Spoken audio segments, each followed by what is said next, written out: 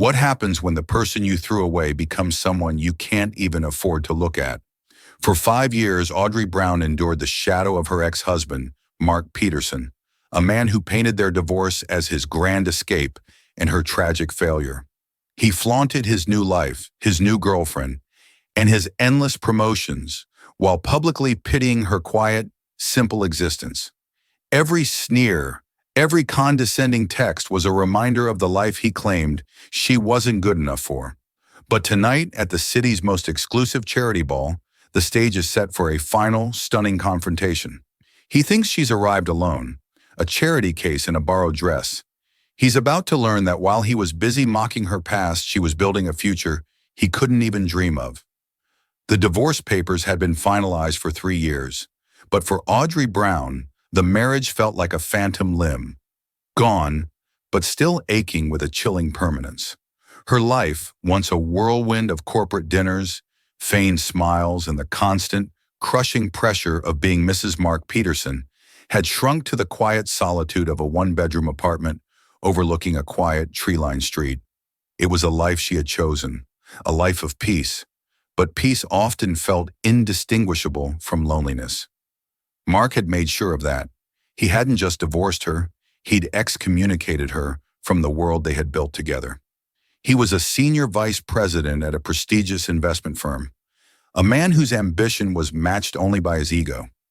In his narrative, their separation was his heroic shedding of dead weight. Audrey, the quiet, bookish librarian he'd married, had become an anchor, her lack of cutthroat ambition a personal affront to his meteoric rise. He told their mutual friends she was uninspired, that she lacked drive, and that he needed a partner, not a passenger. The truth was far more painful. Audrey had supported him, celebrated his every win, and soothed his every loss. She had put her own dreams of opening a small conservatory for rare books on the back burner, believing his success was their success. The day he'd told her he was leaving, his words were cold and clinical, as if closing a bad business deal. "We're on different trajectories, Audrey. I'm heading for the stratosphere, and you're happy on the ground. It's not a judgment, it's just a fact." But it was a judgment, and it was one he continued to pass every single day, not to her face, but on the glittering, curated stage of social media. His Instagram was a monument to his post-Audrey glory. There he was with his new girlfriend, Tiffany Monroe, a woman 10 years younger, with a blindingly white smile and a job title as an influencer, on a yacht in Monaco. There they were, clinking champagne glasses in a high-rise apartment with panoramic city views.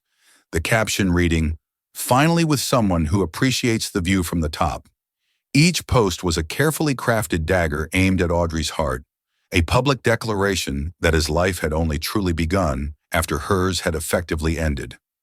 Audrey tried to ignore it.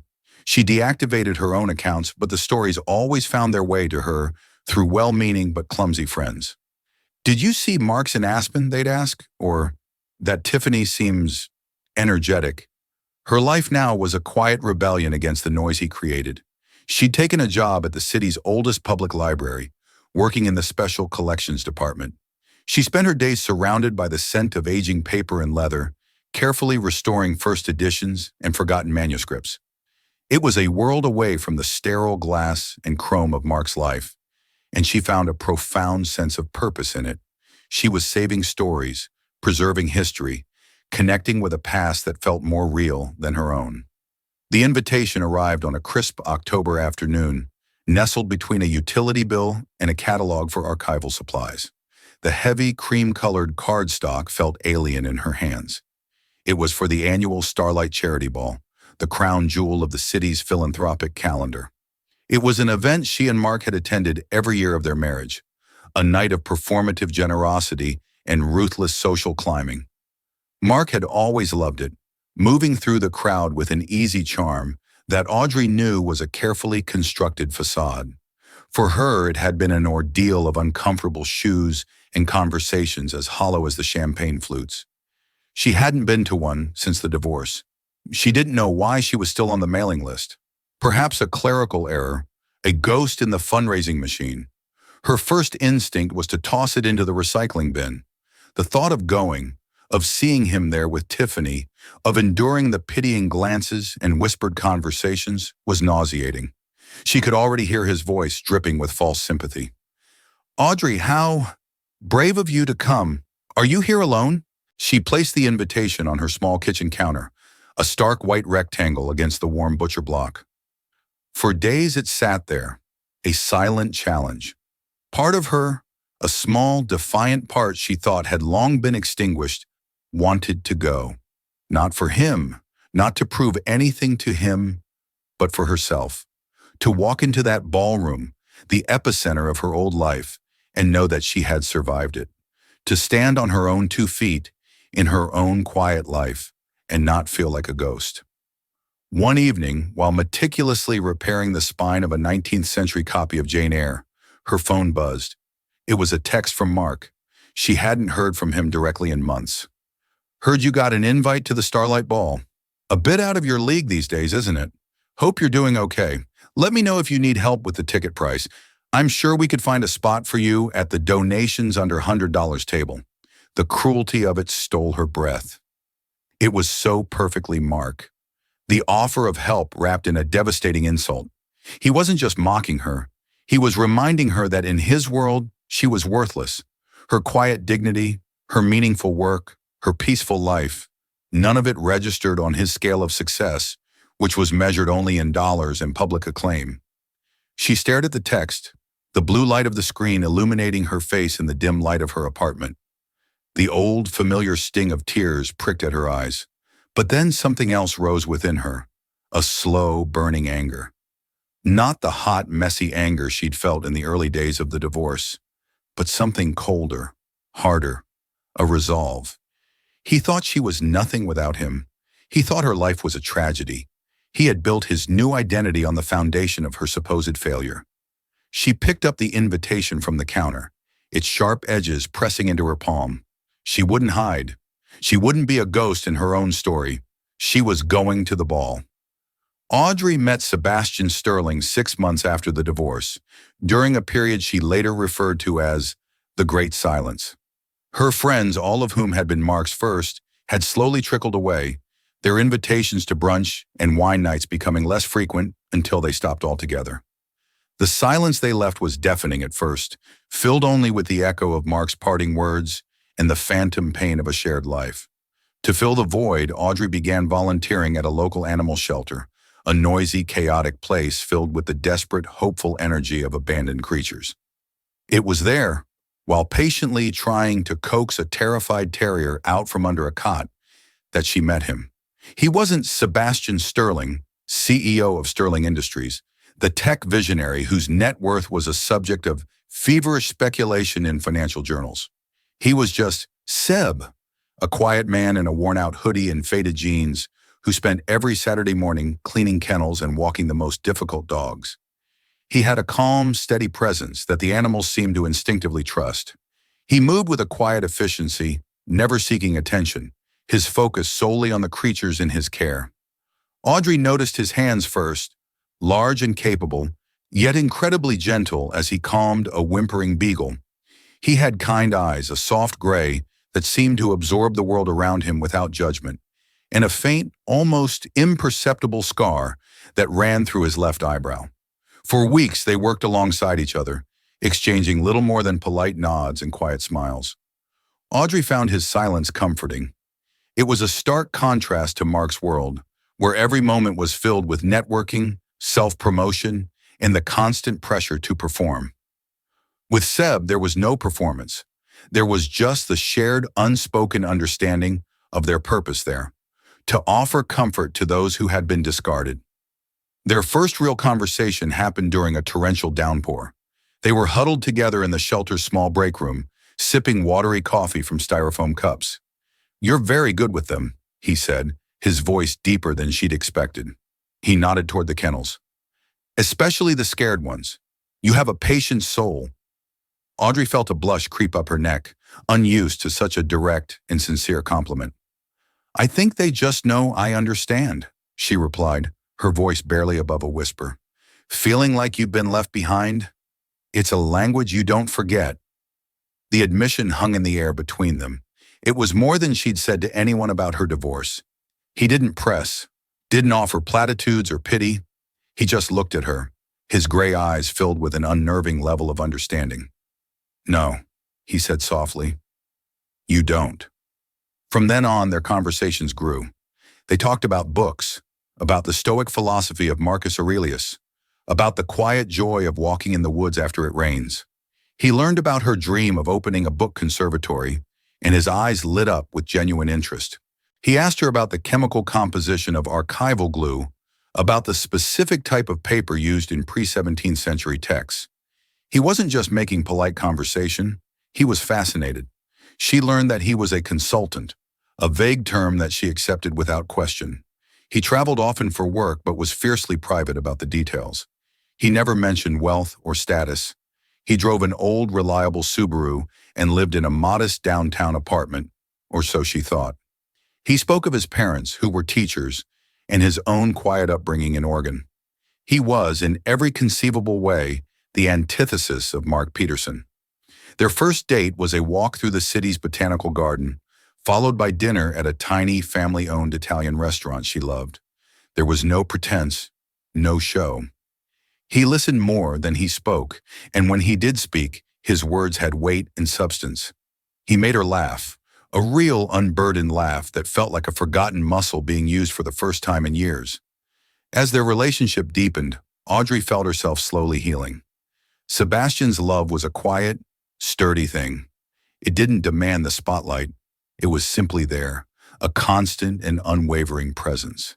He saw the strength in her quiet nature, the passion in her meticulous work.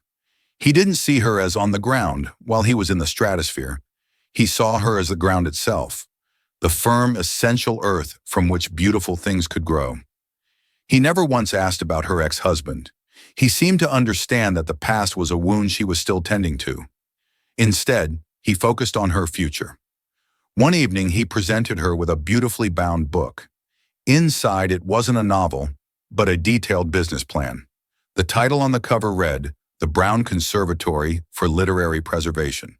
He had spent weeks researching, contacting real estate agents about potential locations, and outlining a financial strategy. "It's your dream, Audrey," he said, his thumb gently stroking her cheek. "You shouldn't let it stay a dream." Tears welled in her eyes as she looked at him, at this quiet, unassuming man who had seen her more clearly in a few months than her husband had in a decade. It was in that moment she knew she loved him. The full extent of his life remained a mystery, but she didn't care. She had fallen in love with Seb, the man who cleaned dog kennels and believed in her dreams. The rest was just noise. When he finally told her the truth about who he was, it was almost an afterthought, a detail he seemed slightly embarrassed to share. They were cooking dinner in her small apartment one night when a news report flashed on her small kitchen television. It was about a multi-billion-dollar acquisition in the clean energy sector. The company being acquired was Sterling Industries, and the man whose face appeared on the screen, described as the reclusive genius behind the deal, was the man currently chopping onions at her counter. She stared at the screen, then back at him. He winced, a faint blush coloring his cheeks.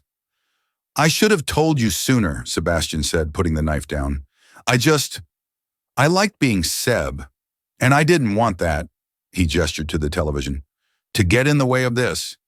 It took her a moment to process. The private jets, the boardrooms, the unimaginable wealth. It was all so disconnected from the man she knew. But then she looked into his eyes, the same kind, steady gray eyes, and she realized it didn't matter. He was still the same person. His wealth didn't define him, his character did. "Okay," she said, a slow smile spreading across her face. "But the billionaire CEO of Sterling Industries is still on dish duty tonight." He laughed, a look of profound relief washing over him. In that moment, they had crossed a bridge. She wasn't just the ex-wife of a moderately successful investment banker anymore. She was the partner of a man who could buy and sell Mark's entire world without a second thought. And yet none of that felt as important as the simple fact that he loved her. The knowledge settled within her, not as a weapon, but as a shield. Mark Peterson believed in the power of a narrative. In his world, you were what people perceived you to be, and he had spent the last 3 years meticulously crafting his. He was the victor, the one who had escaped a dull, stifling marriage and soared to new heights. Audrey was the unfortunate but necessary casualty of his ascent. For his story to work, hers had to be one of failure. His mockery, therefore, was not just petty cruelty, it was a calculated campaign to reinforce his narrative. After he sent the text about the Starlight Ball, his efforts escalated, as if her silence was a challenge to his authority as the narrator of her life. The first public encounter happened a week later. Audrey was at the Daily Grind, her favorite downtown coffee shop, sketching out floor plans for the conservatory in a notebook. The bell above the door chimed, and a wave of familiar, cloying cologne washed over the cafe. She didn't have to look up to know it was him. "Well, well, well," his voice boomed unnecessarily loud. "Look what we have here. Audrey Brown, in the wild. I didn't know they let you out of the library during daylight hours." He was with two of his colleagues from the firm, smirking sycophants who had once called Audrey a friend. She felt a hot flush of humiliation creep up her neck. She kept her eyes fixed on her notebook. "Hello, Mark," she said, her voice tight. "Still scribbling in your little dream journal, I see," he said, leaning over her table, deliberately invading her space. He gestured to her detailed drawings. "What is this? Plans for a new bookshelf? Don't tell me you're branching out." His friend snickered. The barista behind the counter looked on with uncomfortable pity. Audrey refused to give him the satisfaction of a reaction. She slowly closed her notebook. "It's a business plan, Mark." "A business plan!" he exclaimed, feigning shock. "Darling, your business is books. That's not a business. It's a hobby. A cute, little, unprofitable hobby." He patted her condescendingly on the shoulder. "But you stick with it. It's important to have something to do to pass the time." He turned to his friends. "She was always like this, content with the small things. I need a bigger world." He then leaned in closer, his voice dropping to a conspiratorial whisper that was still loud enough for the nearby tables to hear. "I really do hope you're not planning on showing up to the ball looking to network. It's a Shark Tank, Audrey. Well, you're a goldfish." With a final pitying smile, he swept away, his entourage trailing in his wake. Audrey sat frozen, her hands clenched into fists under the table. The casual cruelty, the public humiliation. It was a masterclass in the kind of emotional warfare he had waged throughout their marriage. He didn't just want to hurt her, he wanted to diminish her, to shrink her world until it fit into the tiny box he had designed for it. The attacks continued online. He didn't tag her, but he didn't need to. He posted a photo of himself and Tiffany on a private jet, the caption reading, "On our way to close a 9-figure deal. Some of us build empires, others just stack shelves. Whatever levels, chuck and ambition, just your no ceilings." His comments section filled with fawning praise. A former friend of Audrey's, a woman she'd been a bridesmaid for, commented with a string of fire emojis. Audrey saw it on a friend's phone and felt a fresh wave of betrayal. It wasn't just Mark. It was the entire world they had shared, a world that had so easily and completely erased her. The week before the ball, a package arrived at her apartment. It was from a high-end designer boutique, a place Mark knew she found intimidating and overpriced. Inside was a dress, a simple, elegant, but undeniably last-season cocktail dress. The attached note, written in Mark's arrogant script, read, "My dearest Audrey, I know things must be tight, and I would hate for you to feel out of place at the ball. Please accept this as a gift. It's important to me that you maintain some semblance of dignity. All the best, Mark." The audacity of it was breathtaking. It was a Trojan horse of an insult, a gesture of kindness designed to reinforce her status as a charity case. He was not only mocking her financial situation, but also her taste, her independence, her very right to exist in his world on her own terms. She held the dress up. It was a perfectly nice dress, but wearing it would be an act of surrender, an acceptance of his narrative. She neatly folded it, placed it back in the box, and drove it to a local women's shelter, a place where it might actually offer someone a sense of dignity, not strip them of it. That evening, she was curled up on her sofa, feeling the weight of his relentless campaign pressing down on her, when Sebastian came home from a business trip to Tokyo. He found her staring blankly at the wall, the silence in the apartment heavy with unspoken pain. He didn't say a word. He just sat beside her, wrapped his arms around her, and held her. She leaned into his solid warmth, the steady rhythm of his breathing a comforting anchor in the storm of her emotions. After a long while, she told him everything. About the coffee shop, the social media posts, the dress. She expected him to be angry, to suggest some grand, retaliatory gesture. But Sebastian was not a man of grand gestures. He was a man of quiet, unshakable support. He listened patiently, his expression hardening almost imperceptibly as she spoke. When she finished, he tilted her chin up, his gray eyes searching hers. "This man," he said, his voice low and even, "he doesn't know you. He knows a version of you that he created to make himself feel powerful. The woman he's mocking doesn't exist." "It feels like she does," Audrey whispered, a tear tracing a path down her cheek. "Then let's introduce him to the real one," Sebastian said. A slow, determined smile touched his lips. "You were going to this ball for yourself, to prove you could stand in that room alone. And you can. But you're not alone. So how about we go together? Let's give them something to talk about." For the first time in weeks, a genuine smile broke through Audrey's sadness. The idea of walking into that ballroom with Sebastian by her side was terrifying, but also thrilling. It was no longer about survival. It was about making a statement. Not a loud, boastful statement like Mark would make, but a quiet, confident one. A statement that simply said, "You were wrong." The decision to attend the ball with Sebastian shifted something fundamental inside Audrey. The event was no longer a specter of her past to be endured, but a stage for her present to be revealed. The preparation became less about bracing for impact and more about forging armor, not of steel, but of confidence and self-worth. Sebastian understood this intuitively.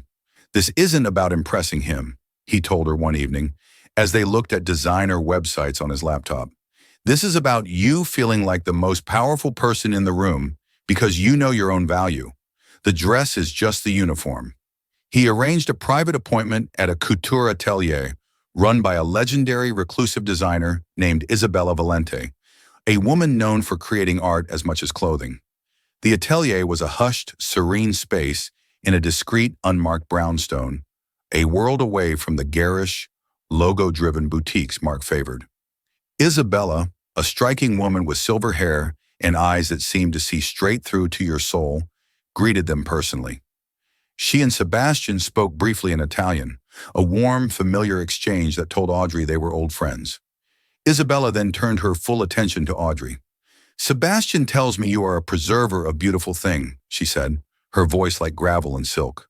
"So tonight we will make you a beautiful thing that deserves to be preserved in memory."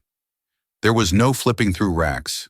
Isabella simply spoke with Audrey for nearly an hour about her life, her work, her passions. She asked about the texture of old vellum, the scent of binder's glue, the quiet satisfaction of a perfectly restored spine. She was not dressing a client. She was understanding a person. At the end of their conversation, Isabella sketched for a few moments in a leather-bound book. She then turned the page to reveal a design that took Audrey's breath away. It was a gown of deep, midnight blue silk, the color of ink in a moonlit room. It was deceptively simple in its cut, a classic A-line silhouette that fell from her shoulders to the floor in an unbroken line. But the fabric was embroidered with impossibly fine silver thread, creating a subtle, intricate pattern that looked like the constellations in a forgotten star chart. It was elegant, intelligent, and understatedly magnificent. It was, Audrey thought, a dress that Jane Eyre would have worn to meet Mr. Rochester, had she owned the world. "It is strong, but quiet," Isabella said, tapping the sketch. "It does not scream for attention. It earns it." While the dress was being made, a process that involved 3 meticulous fittings, Sebastian revealed another layer of his plan. "I have a confession," he said over dinner at their favorite quiet restaurant. "I'm not just a guest at this ball. I was recently asked to join the board of the Starlight Foundation. This year they've made me the chairman." Audrey stared at him, a piece of pasta halfway to her mouth. "The chairman? Mark used to spend months trying to get a 5-minute meeting with the chairman. I know, Sebastian said with a small, apologetic smile. I tend to keep a low profile with my philanthropic work, but they were insistent. I'll have to make a short speech at the beginning of the night. He reached across the table and took her hand. And when I do, I want to introduce you, not just as my partner, but as the inspiration for my new initiative. He explained that his largest private donation of the year, a sum that would dwarf the entire event's fundraising goal, was being used to establish a new literacy and arts program for underprivileged children. It would be housed in a new wing of the city's main library, the very library where Audrey worked.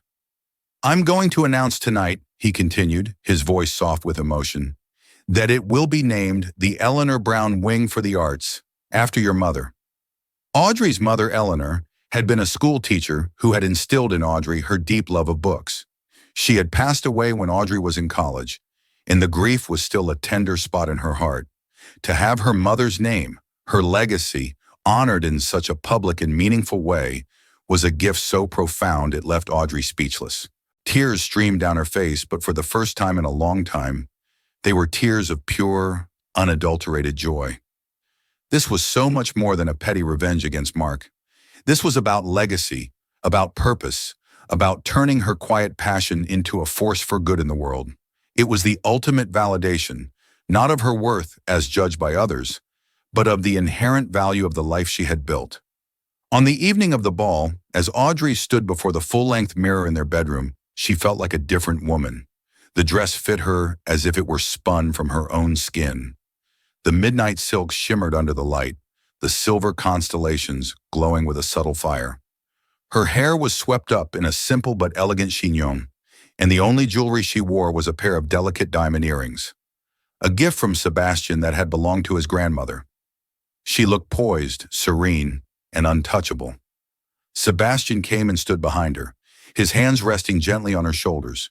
He was dressed in a perfectly tailored tuxedo, looking impossibly handsome, but his eyes were only on her reflection. Mark Peterson isn't going to know what hit him, he murmured, his voice filled with pride. Audrey met her own eyes in the mirror. She saw not the timid, broken woman who had signed divorce papers 3 years ago, but a woman who had found her own strength, her own love, and her own purpose. The dress was her armor, Sebastian was her champion, and the memory of her mother was her strength. It doesn't matter if he does, she said, her voice clear and steady. I'm not doing this for him anymore. She was doing it for the woman in the mirror. The Starlight Charity Ball was held at the city's historic Grand Regent Hotel, a bastion of old-world opulence with soaring marble columns, gilded ceilings, and chandeliers that dripped crystals like frozen waterfalls. The air hummed with the buzz of 1,000 conversations, the clinking of glasses, and the soft strains of a string quartet. It was a sea of glittering gowns, tailored tuxedos, and surgically enhanced smiles, the city's elite on full display. Mark Peterson was in his element. He stood near the entrance of the ballroom, a glass of vintage champagne in his hand, holding court. Tiffany, draped in a garish, fire-engine red dress that was both expensive and tasteless, clung to his arm, laughing a little too loudly at his jokes. Mark had already spotted several key investors and the CEO of a rival firm he was trying to poach. For him, this was not a party. It was a battlefield. Just wait until you see my ex-wife, he was saying to a small circle of admirers, his voice a low, confidential boom. Poor thing. I heard she was coming. Probably got a pity ticket. I even sent her a dress so she wouldn't show up in her librarian cardigan. It's sad, really. Some people just can't handle the altitude after a fall. His friends chuckled, shaking their heads in performative sympathy. They were all part of the same ecosystem, one that thrived on the perceived failures of others. At that moment, the murmuring near the grand staircase leading down into the ballroom shifted in tone. Heads began to turn. The flow of traffic seemed to part. Audrey appeared at the top of the stairs. She paused for a moment, her hand resting lightly on the polished banister, surveying the room not with nervousness, but with a serene, queenly calm. The midnight blue of her gown seemed to drink the light, making her stand out in the sea of brighter, louder colors. The silver embroidery caught the light from the chandeliers, creating a breathtaking effect, as if she were wrapped in the night sky itself. She was an island of quiet elegance in an ocean of garish extravagance. A hush fell over the immediate area. People didn't know who she was, but they knew she was someone. She was not a goldfish, as Mark had called her. She was a black pearl, rare and mysterious. Mark's smirk faltered. He squinted, champagne glass frozen midway to his lips. That wasn't the dress he'd sent. That wasn't the meek, downtrodden woman he held in his memory. This woman was a stranger, a composed, radiant, impossibly beautiful stranger. He felt Tiffany tense beside him. "Who is that?" she whispered, a note of sharp jealousy in her voice. "That," Mark said, his own voice tight with disbelief, "is Audrey." He watched, stunned, as she began to descend the staircase. She didn't rush. She moved with a measured, confident grace, her eyes forward. She wasn't looking for anyone. She was simply arriving. As she reached the bottom step, a few people, mesmerized by her presence, began to clap softly, as if a royal had entered the room. Mark's initial shock curdled into a hot, possessive anger. Who did she think she was? This was his world, his stage. She had no right to command this much attention. He saw her pause at the foot of the stairs, and a cruel, triumphant thought hit him. She was alone. His confidence surged back, uglier and more potent than before. She had the dress, the entrance, but she was still just Audrey. Alone. A nobody trying to play dress up. He would put her back in her place. He would reassert his narrative, right here, in front of everyone. "Excuse me, darling," he said to Tiffany, disengaging his arm. "I need to go welcome an old friend to the party." He set his champagne glass down on a passing waiter's tray with a sharp click and began to move through the crowd toward her, a predatory smile spreading across his face. His friends watched, anticipating the drama, the final public act of his victory. Audrey saw him coming. She felt a flicker of the old fear, the instinct to shrink, to make herself small and invisible. But then she straightened her shoulders, the silk of the gown feeling like a suit of armor against her skin. She remembered Sebastian's words. The woman he's mocking doesn't exist. She would not let him create her again. She stood her ground, her expression calm and unreadable, and waited for him to approach. The final confrontation was about to begin. Mark glided through the crowd, his smile a mask of saccharine condescension. He reached Audrey and stopped just short of her, looking her up and down in a theatrical display of appraisal. "Audrey," he began, his voice laced with mock surprise, loud enough for the surrounding guests to turn and listen. "My goodness, you clean up nicely. I almost didn't recognize you without a stack of dusty books in your arms. Valente, isn't it? An interesting choice. A bit dramatic for a solo appearance, don't you think?" He was already planting the seeds of his narrative. She was alone, trying too hard, a pretender in a world she didn't belong to. Audrey simply looked at him, her calm gaze unwavering. "Hello, Mark. Thank you for the compliment, and thank you for the dress you sent. I'm sure it made someone very happy at the women's shelter." The polite, smiling faces of the nearby listeners flickered with interest.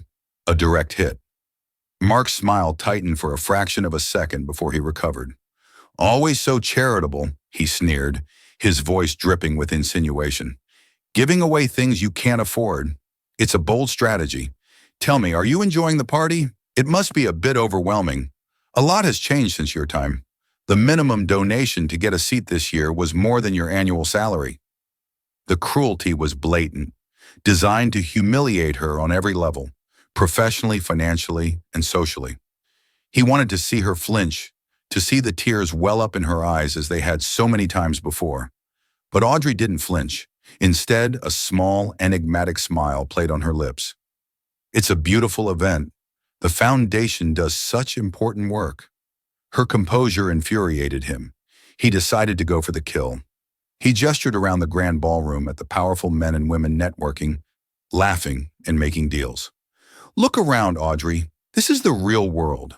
A world of players, of achievers. I tried to bring you into it, but you never had the stomach for it. You chose your quiet little life, and that's fine. But you can't just put on a pretty dress and pretend to be one of us. You're a tourist here. So why don't you have a canapé, enjoy the show, and then run back to your safe little world before you get hurt?" He delivered the final line with a dismissive pat on her arm, a gesture of finality, of ownership. He had said his piece. He had put her in her place. He turned slightly, ready to walk away and receive the silent applause of his audience. "I don't think she's going anywhere." The voice was quiet, yet it cut through the ambient chatter like a blade. It was calm, measured, and held an unmistakable authority that made every head turn. Mark froze and turned back. Standing just behind Audrey was a man he had never seen before, tall and impeccably dressed in a tuxedo that was clearly bespoke. The man radiated a confidence so profound it needed no announcement. He had placed a protective hand on the small of Audrey's back, a gesture of simple, irrefutable intimacy. Mark's eyes narrowed. "I'm sorry, do I know you?" he asked, his tone dripping with disdain. This was an unwelcome interruption. The man's gray eyes, cool and analytical, met Mark's. "I doubt it," he said simply. He then looked at Audrey, his entire expression softening with a tenderness that was shockingly genuine. "Are you all right, my love?" Audrey leaned into his touch, her calm expression finally breaking into a warm, radiant smile that was directed solely at him. "I'm perfect." Mark stared at the exchange, a cold dread beginning to seep into his veins. "My love?" he repeated, his voice a disbelieving croak. Before anyone could say another word, the chairman of the board, a respected old-money philanthropist named Charles Covington, stepped onto the stage at the front of the ballroom. A drum roll sounded, and the lights dimmed slightly. "Ladies and gentlemen," Charles's voice echoed through the sound system, "if I could have your attention, please. It is my distinct honor to kick off this evening by introducing a man whose vision and unparalleled generosity are charting a new course for the Starlight Foundation. Please join me in giving a warm welcome to our new chairman, Mr. Sebastian Sterling." A wave of applause erupted, mixed with excited, shocked whispers. Sebastian Sterling? The Sebastian Sterling. He was a legend, a ghost in the machine of global finance, notoriously private and never photographed. Mark's face went completely white, his blood ran cold, and the ballroom seemed to tilt on its axis. He looked from the man beside Audrey to the stage and back again. It couldn't be. It was impossible. Sebastian gave Audrey's hand a gentle squeeze. "Excuse me for a moment," he whispered, and then he strode toward the stage, moving with the easy, unhurried grace of a man who owned every room he entered. He took the microphone from Charles, the applause swelling. The spotlight found him, illuminating the faint scar on his eyebrow and the quiet confidence in his eyes. He waited for the room to fall silent. Mark stood rooted to the spot, a statue of pure horror. Every eye in the room was on Sebastian, but Mark could feel hundreds of secondary glances boring into him. The man who had just publicly berated the girlfriend? No, the partner of the most powerful man in the room. "Thank you, Charles," Sebastian began, his voice calm and clear. "It's an honor to be here. For years, I have supported the Foundation's work from a distance, believing that good deeds are their own reward. But recently, I was inspired to take a more public role, and that inspiration came from someone who understands the power of preservation, of legacy, and of quiet, tireless dedication more than anyone I have ever known." He paused and turned, his gaze sweeping across the stunned crowd until it landed directly on Audrey. He smiled. "My wife, Audrey Brown." A collective gasp swept through the ballroom. Wife. The word detonated in the silence and sending shockwaves through the crowd. Mark felt the floor drop out from under him. Wife. Not girlfriend, not partner. Wife. The quiet, mousy librarian he had discarded was married to Sebastian Sterling. Sebastian continued, his eyes still locked on Audrey's. "Audrey has spent her life saving stories. Tonight, with her as my guide, we are going to start writing new ones." He then went on to announce the record-breaking donation and the establishment of the Eleanor Brown Wing for the Arts. But Mark didn't hear any of it. He was trapped in a nightmare of his own making. The narrative he had so carefully constructed for 3 years had not just been challenged. It had been utterly and irrevocably annihilated in the space of 30 seconds. He was not the victor. He was the fool. He was the man who had thrown away a queen because he was too blind to see her crown. The moment the applause for Sebastian's speech subsided, A seismic shift occurred in the ballroom's social tectonics. The world that had once revolved around Mark Peterson tilted violently on its axis and reoriented itself around the quiet, luminous presence of his ex-wife. It was not a gradual change. It was an instantaneous, brutal realignment of power. Mark was left standing as if nailed to the floor, a statue of pure horror, as the city's elite descended upon Audrey. It was a swarm, a frantic, almost clumsy migration of the powerful and the privileged. Matriarchs dripping in dynastic jewels, who had once looked through Audrey as if she were made of glass, now pushed forward, their faces arranged in mass of delighted recognition. CEOs of Fortune 500 companies, men Mark had spent years trying to cultivate, now angled for an introduction, their voices unctuously warm. He watched as Margaret Vanderbilt, a terrifyingly influential society queen whose nod of approval could make or break a career, clasped Audrey's hands in her own. "My dear Audrey," Margaret boomed, her voice carrying across the immediate area. "I always knew you had a depth that this city so rarely appreciates. That dreadful husband of yours, he never deserved you. The work you're inspiring with this new wing, it's simply breathtaking." Audrey, who could have gloated, who could have wielded this newfound power like a weapon, did nothing of the sort. She simply smiled, a genuine warmth in her eyes. "Thank you, Margaret. My mother would have loved to see children have a place to discover their own stories." She gracefully steered the conversation away from herself and Mark, and towards the tangible good the foundation would do. She spoke of literacy rates and the importance of arts education, with an articulate passion that was both disarming and impressive. She wasn't performing, she was simply being herself. And in this new context, her authentic self was mesmerizing. Mark tried to move, to escape the suffocating spotlight of his own humiliation, but his feet felt like lead. He saw Tom Harrington, a colleague who had laughed the loudest at the coffee shop, now standing in Audrey's circle, nodding earnestly at her every word. Mark caught his eye for a brief second, a desperate silent plea for solidarity. Tom's face went blank. He gave a slight, almost imperceptible shake of his head and immediately turned his back, engaging the person next to him in an animated conversation. The message was brutally clear. You are on your own. The final and most symbolic defection came from Tiffany. She stalked toward him, her red dress a slash of angry color against the muted opulence of the room. Her face, usually a canvas of practiced cheerfulness, was twisted into a mask of pure fury. "You idiot," she hissed, her voice a low, venomous whisper. "You absolute egotistical idiot. A goldfish, you called her. You stood there in front of all these people and mocked the wife of Sebastian Sterling." "I didn't know, Tiffany," he stammered, his own voice sounding weak and pathetic to his ears. "How could I have known?" "That's the entire problem with you, Mark," she snarled, poking a perfectly manicured finger into his chest. "You are so blinded by your own reflection that you can't see what's right in front of you. You didn't see her because you weren't looking. You were too busy admiring your own brilliant narrative. You didn't just misread the room. You burned the entire building down with yourself inside." She looked over his shoulder at Audrey, who was now in a deep, engaging conversation with a state senator. "She is everything you pretended to be, poised, respected, powerful. And you're a joke, a footnote in her story." Without another word, she turned on her heel and strutted away, not even bothering to collect the ridiculously expensive wrap she had draped over a nearby chair. He watched her go, realizing with a sickening lurch that she hadn't been his partner. She had been a rental, an accessory leased on the currency of his perceived status, and his credit had just been irrevocably revoked.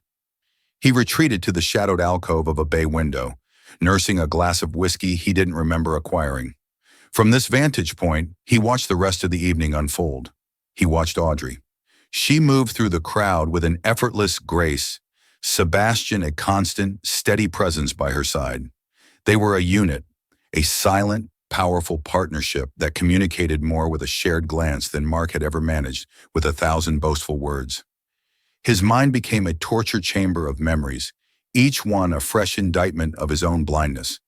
He remembered an evening, years ago, When Audrey had shown him a business plan for her book conservatory, her eyes shining with excitement, he had glanced at it for a moment before tossing it aside. "It's a sweet dream, babe," he'd said, "but let's focus on the real world, shall we?"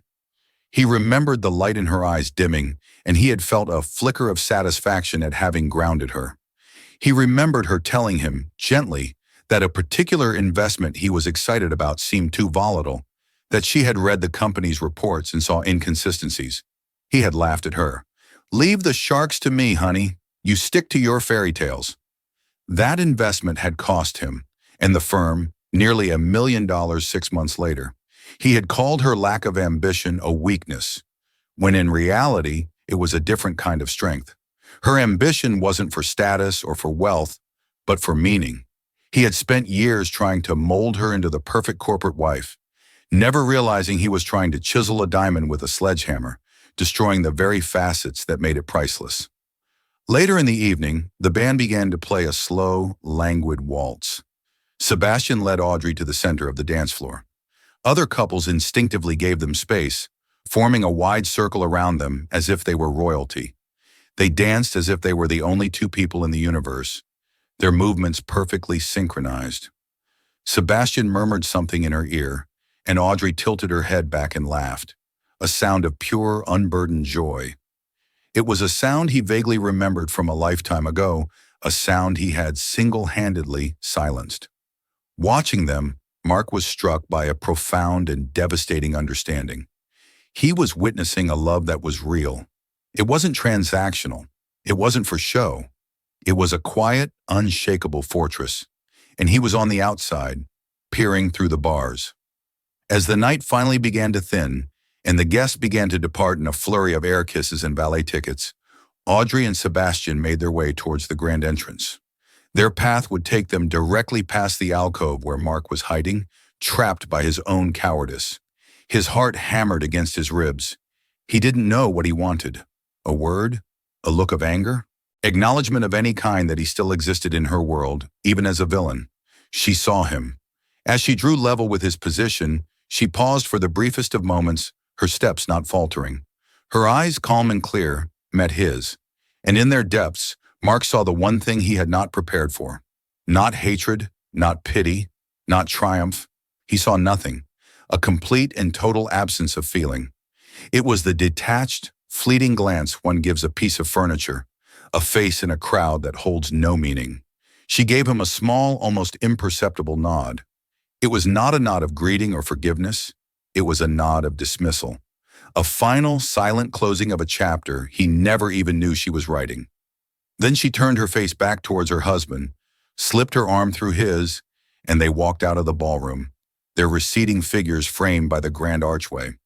They stepped out into the cool night air, into their real life, leaving Mark Peterson utterly and completely alone in the cavernous, gilded hall, with nothing but the ashes of the story he used to tell himself. The staff moved around him, clearing glasses and snuffing out candles, their movements efficient and indifferent, as if he were already a ghost. And so the story of Mark Peterson serves as a powerful cautionary tale. It's a stark reminder that a person's worth is not defined by their bank account, their social status, or the noise they make in the world. True value lies in character, in kindness, and in the quiet strength it takes to build a life of purpose, even when no one is watching. Audrey didn't seek revenge. She sought happiness, and in doing so, she found the ultimate vindication. While Mark was busy building a fragile kingdom of ego, she was cultivating a universe of genuine love and fulfillment.